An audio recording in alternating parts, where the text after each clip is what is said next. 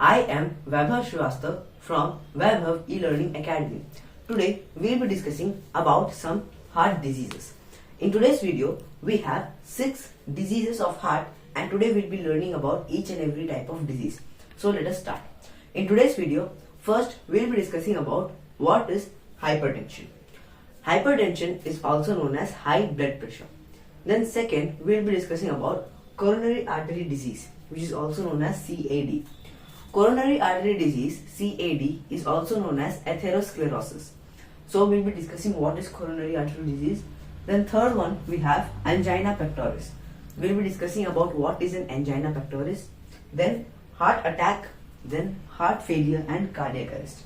Heart attack, heart failure and cardiac arrest, though they sound the same, but the three are 3 different diseases. So today we will be seeing what are they and how are they different from each other. So let us start the video. So the first disease which we have over here is hypertension. Now hypertension is also known as high blood pressure. Now high blood pressure. First of all, hyper. The word hyper means more. So more blood pressure. So before moving on to the hypertension, we need to first understand what is blood pressure. Now blood pressure is measured by a device which is known as sphygmomanometer.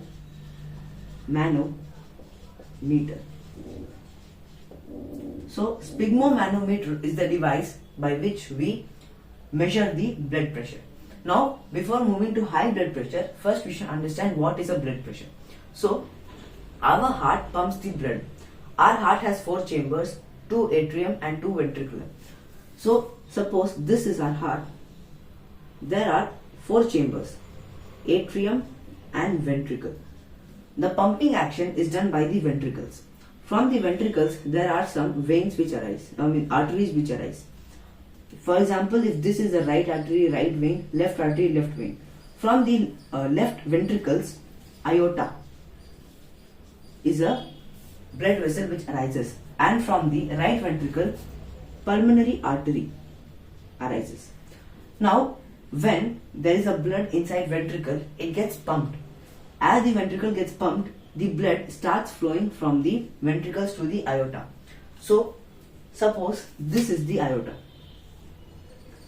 The branchings of aorta is known as artery. Branching of aorta is known as artery. So when the heart pumps the blood, then with some pressure the blood is inserted in the aorta. This is aorta. The pressure which the heart is generating, which the ventricle is generating, the same pressure will be generated by the blood on the walls of the aorta. But we all know that the blood vessel which reaches to every tissue and every cell of the body is not aorta, it is artery, which is the branching of aorta. So later on, after some times, what happens is that this is our artery and blood enters like this. Now when the blood enters, it applies some pressure on the walls. Why does it apply pressure? Because of this pressure, the ventricle applies some pressure and the blood reaches the artery with the same pressure. And this pressure, we measure it. The measurement of this pressure is known as blood pressure. And which device does this blood pressure measurement? It is known as sphygmomanometer. So one point which you always have to know is that blood pressure is always measured in arteries, not in veins. Why in arteries? It is because when you apply the sphygmomanometer over here, and arteries are the only blood vessels which supply the blood. Taking the blood, it means that the pressure is decreased, but supplying the blood with how much pressure? The pressure which is supplied to the artery, the pressure which is on the artery is equal to the pressure applied by the heart. So that is known as blood pressure. Now before moving on to high blood pressure, we should understand what is a normal blood pressure. So normal blood pressure. Now what is normal blood pressure? The normal blood pressure is 120 by 80 mm Hg. 120 by 80 millimeter, this Hg is mercury, millimeter of mercury pressure. So this is known as normal blood pressure. Now there are two terms. This upper value is known as systolic pressure and the below value is known as diastolic pressure. Now this is our measurement. 120 is systolic pressure and 80 is diastolic pressure. So before understanding systolic pressure and diastolic pressure, we need to understand the terms systole and diastole. Systole and diastole are two different terms which are related to the heart. Again, suppose this is our heart. Same, it has atria, ventricles. Now, systole means contraction. So there is actually a node over here which is called as SA node, which generates impulse which reaches the atrioventricular node, which transfers these impulses from SA node to the ventricle walls. When the impulse is transported to the ventricle walls start contracting. Contraction. Systole means contraction. When the walls of the heart pump, when they generate a pump, that time period is known as systole. And what is the meaning of diastole? So after pumping, if you hear the heartbeat between one pump and the second pump, there is a sound gap. That gap is known as diastole. It means that resting phase.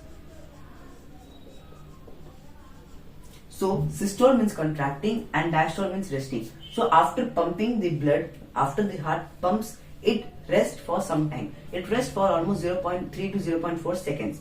So that resting phase is known as diastole. So now coming back to systolic pressure and diastolic pressure. Now, when the heart is pumping the blood with some pressure, the blood flows in the arteries.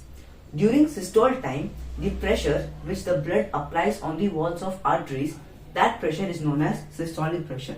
And during diastole time, the pressure which the blood applies to the arteries is known as diastolic pressure. So systolic pressure is the pressure applied during contraction and diastolic pressure is the pressure which is applied during the resting phase. So systolic pressure and diastolic pressure. Now blood pressure, normal blood pressure, we know that it is 120 by 80 mm mercury. Then what is high blood pressure? So normal blood pressure is 120 by 80. High blood pressure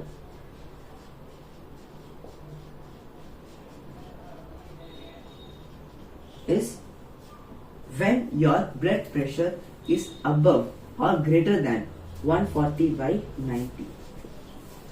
So 120 by 80, this is normal, and if your blood pressure is more than 120 by 80 but it is less than 140 by 90, 140 by 90 is high. And if your blood pressure is between normal and high, this is called as borderline or moderate blood pressure. So blood pressure, it is considered high when your blood pressure is more than 140 by 90 consistently. Now, in kids or in small children, the blood pressure can be 130 by 85, suppose 130 by 85, or it can be 140 by 86, or it can be 132 by 90. So if a small child has this blood pressure, then it is okay, because the blood pressure of children is higher, because the body of a child is doing more work, it has more metabolic activities as compared to an adult. So a child may have more blood pressure than a normal human. But if an adult if their blood pressure is greater than 140 by 90, that too consistently. See, if you are doing some exercise, some activities, and after that if you measure your blood pressure, then your blood pressure has the chances of being 130 by 87 or 140 by 92 also. But that is okay. And if the same reading, if you get the still same reading even after resting, then you are a patient of hypertension or high blood pressure. So high blood pressure, it means that the blood pressure is greater than, high blood pressure means blood pressure greater than 140 by 90 mm of mercury. So then you are a patient of a hypertension. Now what happens in high blood pressure? So in high blood pressure, as we have discussed, that arteries are bringing the blood from the heart to the tissues. So this is the artery. Now the blood is flowing in the artery. If you have a high blood pressure, they will apply a large amount of force on this. If they apply a large amount of force, if the blood is applying large amount of force for a smaller period of time, then it is okay, your artery can balance it. But as I said, consistently, if it is consistent means it is like even if you are resting, then also it is the same value. It gives you the same value even if you are at rest phase or you are doing a higher work phase, then that is known as consistent blood pressure. So if you have a consistent high blood pressure, then what happens is the artery walls will start weakening. As the artery walls start weakening, they will slowly not be able to cope up with how much pressure you are giving into it. So during high blood pressure, there is a major chance of risk, there is a major damage to the brain and the kidneys. Now, if you are having a high blood pressure, how does it affect your brain and how does it affect your kidney? So brain, how does it affect? As you know that the brain is a very fragile organ, it is very delicate organ. So when the artery which is supplying the blood to the brain, if you apply more pressure on the artery, then the artery will have some ups and downs. So if you are applying more pressure over here, the arteries will get some lumps. Lumps in the sense, it means that when the blood is passing, then the lumps are rising, which if you put your fingers on your wrist over here, you can feel the blood pressure. You can feel the pulse. What is the meaning? How do you feel that pulse? You feel that pulse that when this is the artery, when the blood flows, it little bit rises up and then comes down. So this is what you call it as pulse. So brain is a very delicate organ. When brain is actually modified so that it can withstand some amount of pulse or some amount of this thing, upliftment. But if there is a high blood pressure, with a lot of pressure, the artery walls will get lifted up, and if this lifted artery walls, if it touches some part of the brain, or something might happen that the brain may not be able to tolerate, or it may not be able to withstand the pressure. So thus there is a chances that the brain will be affected. And kidney, it is because 1/5 of the pumped blood from the heart reaches the kidney.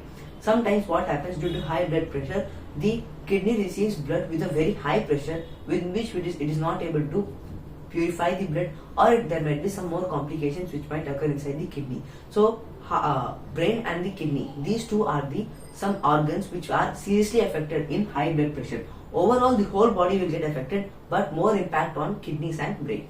This was about the first one, that is high blood pressure. Now the second disease which we have is coronary artery disease. The second one is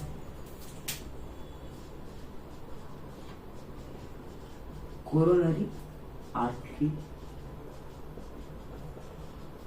disease. This is short form as CAD.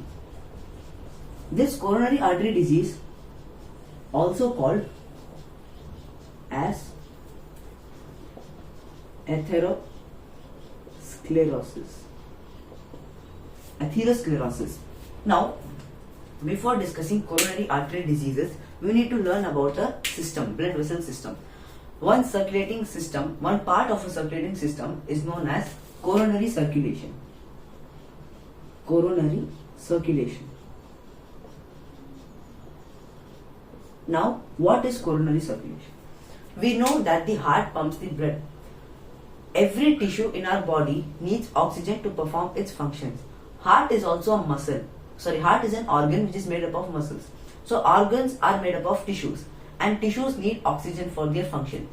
Heart receives the blood through the vena cavas, and it pumps out the blood. It also receives the oxygenated blood and it pumps out the blood.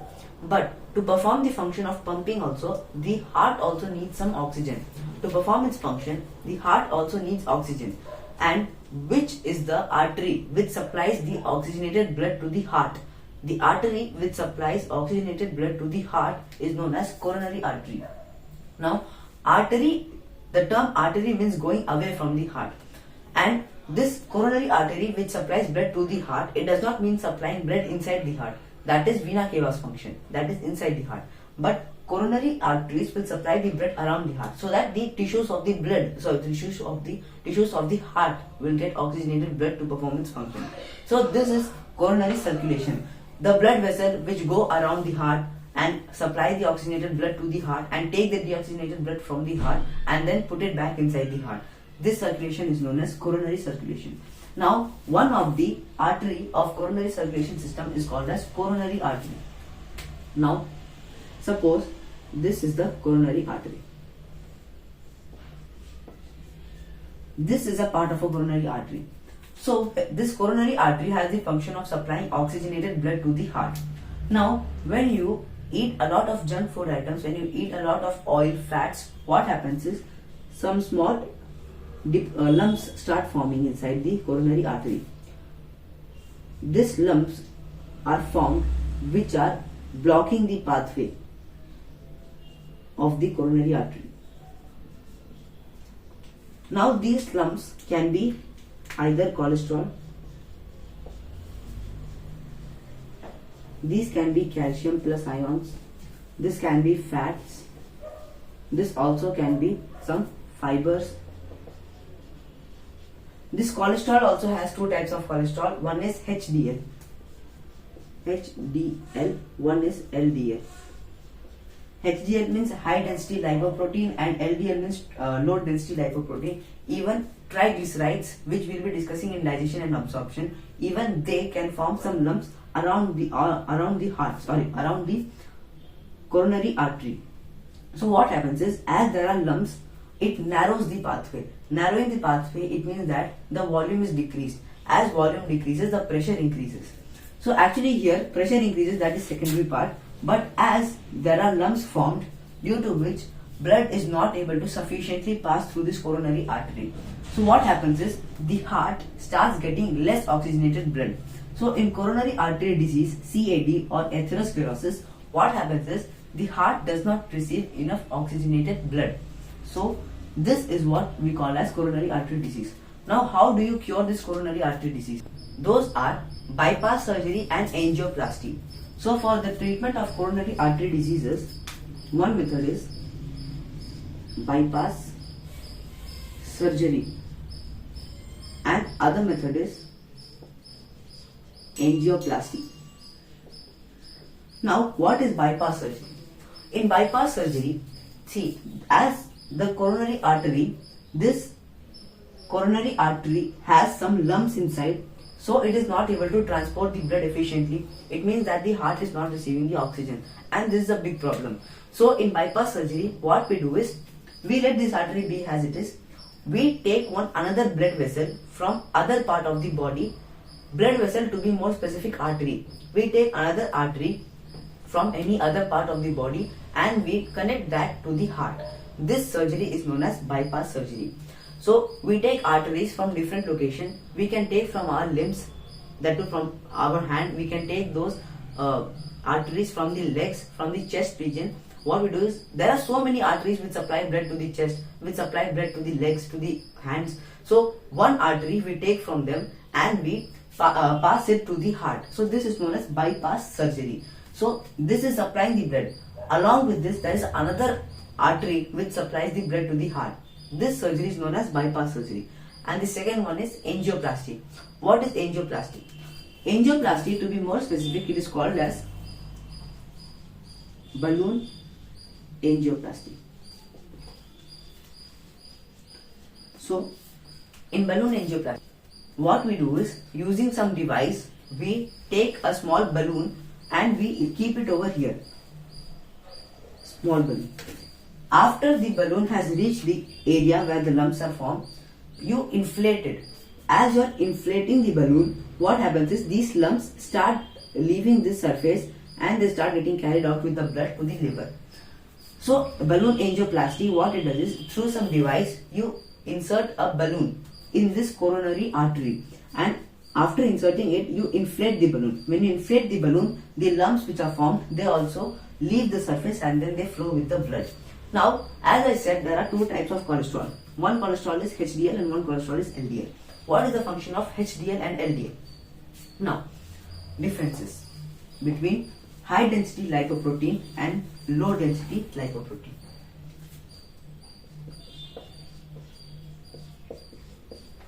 High density lipoprotein is known as good cholesterol, and low density lipoprotein is known as bad cholesterol.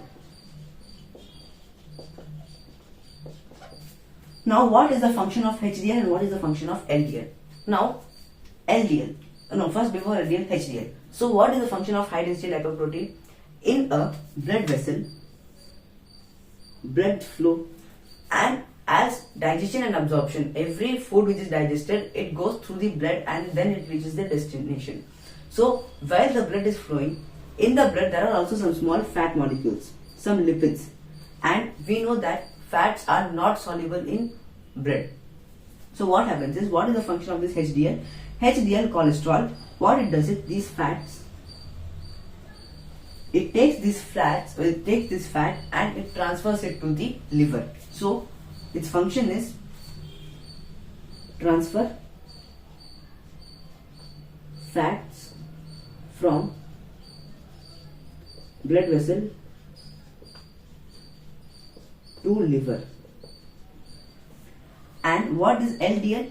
Low density lipoprotein. It transfers fats from liver to blood vessel.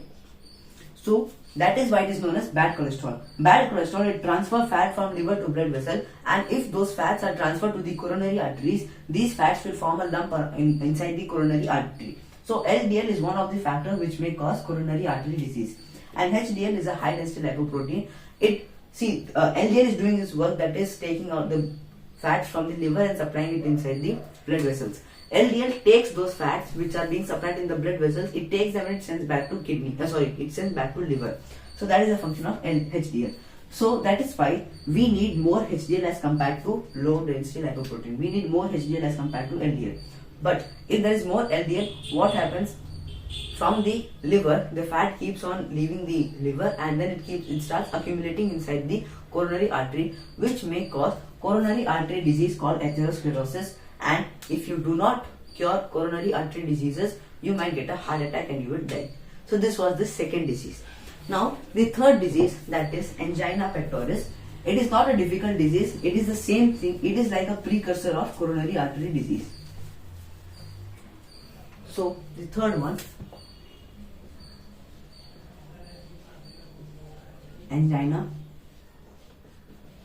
pectoris. Now, what is the meaning of angina pectoris? Angina pectoris means acute pain in the chest, and it is a precursor of coronary artery disease. Let me explain. Acute pain in the chest. What is the meaning of acute pain? Acute pain means severe pain. Severe pain in the chest for some duration is known as angina pectoris. Now, how is this related to coronary artery disease? So again, this was our coronary artery. When the lumps are formed inside the coronary artery, the path is narrow. If the path is narrow, this coronary artery finally leads to the heart. If the path is narrow, this blood will not reach the heart efficiently. It means that the heart will have less oxygenated blood. So when the heart receives that oxygenated blood, then the heart muscles will not have enough oxygenated blood. The heart will not be able to perform its function properly, which will cause a slight pain inside the chest. This is called as angina pectoris. Angina pectoris is like a warning for heart attack. Angina pectoris is a warning of heart attack, that if you do not look into this issue, that you will get a heart attack. That's it. This is the angina pectoris.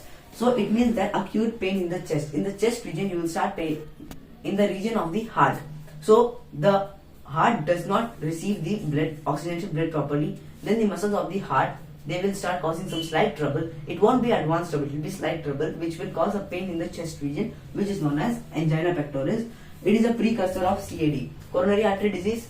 It means that there are lumps. It precursor in the sense it will inform you, not precursor. It will warn you about, warn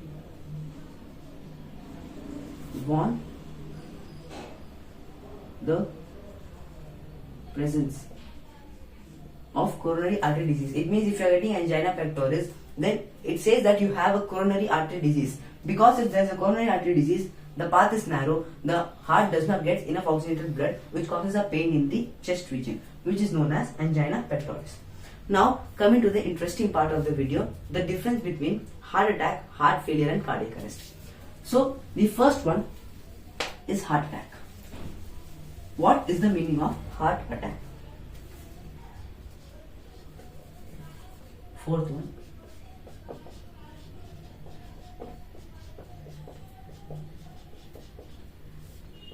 Heart attack. So heart attack, as the name suggests, heart attack means attack on heart. Attack on heart. It means that we know again that this is the coronary artery which supplies blood to the heart. Now, when the same lumps are happening, or not only due to the lumps, it can be of even other reasons that the coronary artery is not functioning properly. So, if the coronary artery is not supplying, when coronary artery is not supplying oxygenated blood, or when the heart does not receive enough oxygen, then the heart muscles start breaking down. This is known as myocardial infarction. So, there is one condition which is known as ischemia. Ischemia means heart not receiving enough oxygen. Then, if the heart is not receiving enough oxygen, the cells of the wall, that is, the heart is made up of tissues, muscular tissues, and the tissues are made up of cells. So, if the cells do not get oxygen, the cells will start breaking down. The breakdown of the heart cells is known as infarction. So, infarction basically means breakdown of cells due to less oxygenated blood. So, breakdown of cells due to less oxygenated blood is called as infarction and myocardial infarction. Myocardial infarction means breakdown of heart cells due to less oxygenated blood. So when the heart is not receiving enough oxygenated blood, the cells of the heart start dying. As the cells of the heart start dying, then the condition is called infarction. Heart means myocardial infarction. So when the heart does not receive enough oxygenated blood, the cells start dying, and as the cell starts dying, the heart also stops functioning. This is known as a heart attack. Heart attack means an attack on the heart, and this attack on the heart is by coronary artery, because coronary artery is the only artery which supplies the blood to the heart. Now this was about heart attack. Now after heart attack, we have second one, that is known as heart failure. Fifth one, that is heart failure. Now what is the meaning of heart failure? As the name suggests, heart failure means heart fails to do its job. When the heart fails to do its job, then it is known as heart failure. What is the function of the heart? The heart's function is to make sure that each and every tissue, each and every cell of the body gets enough oxygenated blood. When the heart is not able to supply enough oxygenated blood to the different parts of the body, then that condition is known as heart failure. It means that the heart has failed to do its work. Here, heart failure does not mean that the heart has stopped working. It means that heart is working. but due to some issues it is not working efficiently. If it pumps 72 to 80 times per minute, then it is not pumping 72 to 80, it is pumping almost 50 to 60 times per minute. So this condition is known as heart failure, where the heart fails to do its job, and its job is to supply enough oxygenated blood to the body cells. So if this heart failure occurs, then also the person may die. Now this was all about heart failure. And the last one is known as cardiac arrest. Now what is the meaning of cardiac arrest?